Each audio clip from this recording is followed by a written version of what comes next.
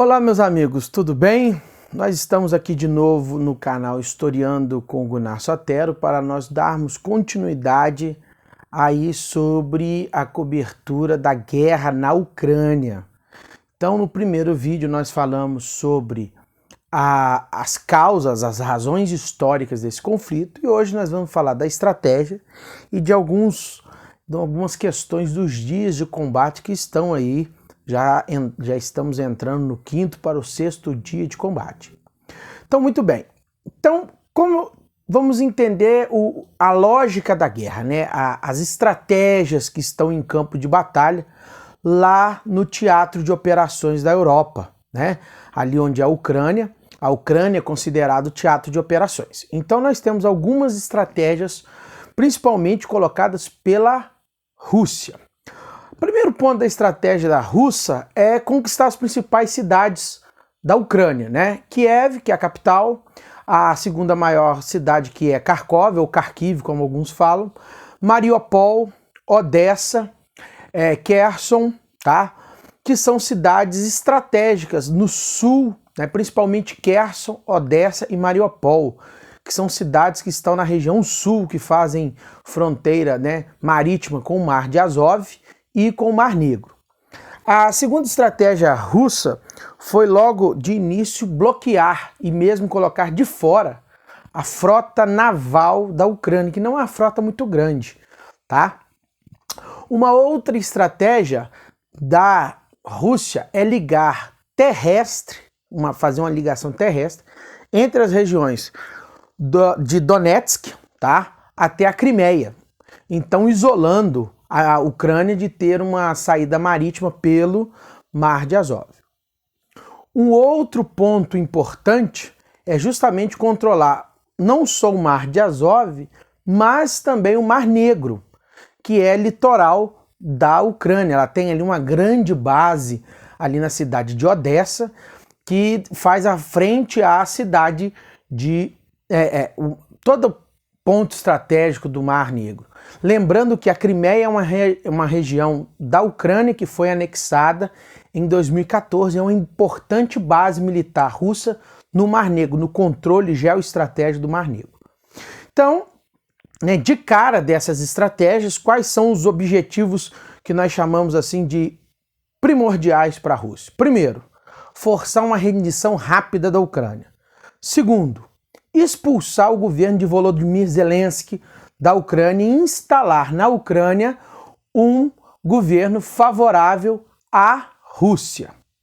E assim nós podemos ver que quando a Rússia começa o seu ataque na madrugada, né, de 23 para 24, já nas primeiras horas do dia 24, ela vai ter alguns pontos para buscar atingir esses objetivos. Primeiro, ela não começa atacando, bombardeando de imediato.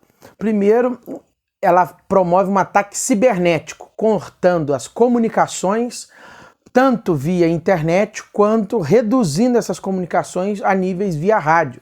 E assim ela pode intervir e dificultar as comunicações das forças ucranianas e mesmo assim causando uma confusão na linha de defesa.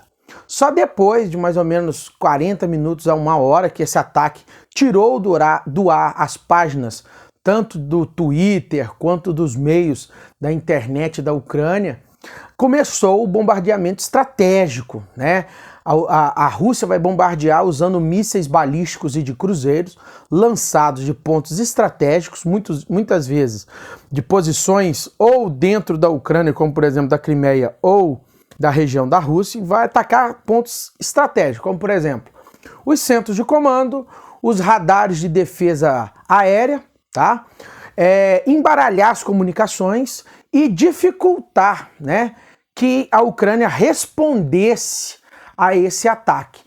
Ela vai usar para isso, a Rússia usou aviões, né, Sukhoi Su-30, né, o Sukhoi Su-25, helicópteros e pontos, né, o sistema Iskander, que é um sistema que promove um lançamento a longa distância. Isso causou, de primeiro momento, uma descentralização dos centros de comando, né? Fez que a Ucrânia separasse eles para poder se organizar. Ao mesmo tempo, a Ucrânia começou a ser bombardeada com algumas dezenas de mísseis. A Rússia vai se preocupar no primeiro momento, nas primeiras horas, em adquirir o que nós chamamos de superioridade aérea. O que é isso? Funciona com a Ucrânia, a Rússia tirando do ar a força aérea ucraniana, tá? Fazendo que ela pousasse em pontos não dentro da Ucrânia, como aconteceu de aviões pousando na Romênia, ou fazendo com que ela tivesse seus aviões destruídos em solo. E aí, como funcionou nesses primeiros momentos a defesa ucraniana? A Ucrânia, né, com esse sistema de defesa fora do ar, ela partiu para praticamente para uma guerra de guerrilhas, né? A resistência ucraniana, ela está sendo até agora muito parabenizada pela sua força e pelo seu total furor defensivo. Então, como que o exército ucraniano se prontificou? Primeiro, eles estão usando pequenos grupos táticos, né, em pontos estratégicos, com lançadores de mísseis portáteis. Tanto mísseis anticarro para explodir carros de combate, quanto mísseis antiaéreos, que já causou aí a derrubada de alguns caças, helicópteros, e colocou mais de uma centena de carros blindados da Rússia fora desse combate. E aí, nas primeiras horas já do dia 24, começou a ficar bem claro para o mundo quais são os pontos de ataques da Rússia, né? Partindo de Donbás no leste, nas regiões, né, de Donetsk e Luhansk, partindo de Belgorod no norte para atacar a cidade de Sumy e Kharkov, partindo de Belarus, mais ao norte ainda, para atacar Kiev, lembrando que Kiev fica a apenas 75 quilômetros da fronteira com Belarus, ou a Bielorrússia, que é aliada de Vladimir Putin, e partindo da Crimeia, onde ela partiu para atacar estrategicamente as cidades de Kherson, Odessa e Mariupol. E aí, nesse primeiro momento, os russos fizeram um ataque estratégico ao aeroporto, chamado Aeroporto do Antonov, que tinha o maior cargueiro do mundo, que é o aeroporto de Gostomel, que fica a cerca de 20 a 30 quilômetros de Kiev, que foi uma luta que já o aeroporto estava nas mãos ucranianas, foram para as mãos russas, voltaram para as mãos russas, porém, né, os russos, nessa retomada do aeroporto, eles já estão com a pista danificada. Esse aeroporto tem um ponto estratégico pelo seguinte fato: permite que os russos possam desembarcar veículos, tropas, suprimentos próximo à capital Kiev. E aí, nesse primeiro dia, o Putin já foi à televisão logo, já com o dia claro, né? Aqui no Brasil nós já estávamos falando dessa guerra, essa guerra já estava sendo televisionada. O Putin vai à televisão russa, né, e faz uma declaração avisando: olha, essa é uma guerra defensiva, nós estamos atacando a Ucrânia porque eles atacaram, estão cometendo genocídio na cidade de Donbás, bombardeando a área com russos, essa se trata de uma operação militar especial, vamos parar com essa agressão ucraniana, acusando o governo ucraniano de estar aí com elementos nazistas no seu interior, né? E ele deixa bem claro que ele apoia os separatistas das regiões de Luhansk e Donetsk, e o objetivo dele é derrubar o governo de Volodymyr Zelensky. E aí o que acontece? Nesse dia, né, que ele vai continuando, e ele, logo após essa declaração, começam ataques mais objetivos: Kharkiv, Odessa, Mariupol, Kiev, outras 10 cidades ucranianas são bombardeadas, e bombardeios pesados, principalmente em Kiev, né? A defesa de Kiev vai estabelecer vários perímetros, os russos querendo atingir já os distritos, as áreas distritais da região de Obolon. E aí o que acontece? Odessa começa a ser atacado por um outro território, que é a República Transnistria. É uma pequena faixa de terra que luta por independência entre a Ucrânia e a Moldávia, que tem cerca de 3 a 4 mil soldados russos e tem armas capazes de acertar essa cidade que é estratégica. E aí, Vladimir Putin ordena um ataque pelo norte para atingir Kiev, né? E ele deixa claro: olha, a Rússia quer uma guerra rápida, uma guerra com várias frentes, né? Norte, oeste, sul, e atacando de alguns pontos como da Transnistria. Por quê? porque ela quer dificultar a defesa da Ucrânia, ela quer embaralhar e dificultar cada vez mais para promover essa guerra rápida.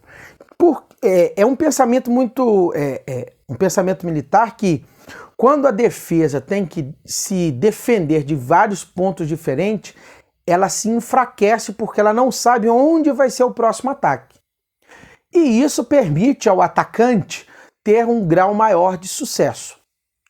Pois bem, quais foram as atitudes ucranianas diante desse ataque no primeiro dia? Primeiro, o presidente Zelensky decretou, a lei marcial no governo, promovendo uma convocação geral, solicitando ajuda internacional, principalmente para a doação de sangues e suprimentos para manter as tropas em pé e, principalmente, encorajando essa resistência de soldados e formação de milícias, de cidadãos comuns que vão lá para pegar em fuzil para defender o seu país.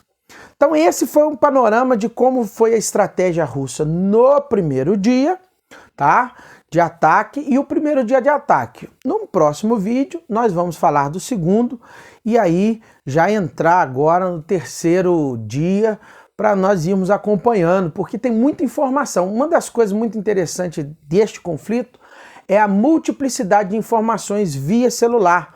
O Twitter e o Instagram têm sido usados como meios de divulgar essa guerra. Então, por isso, nós temos muita dificuldade de informações, traduzir informações. Então, continuem acompanhando as nossas redes, que nós vamos informando aí sobre esse conflito. Até mais!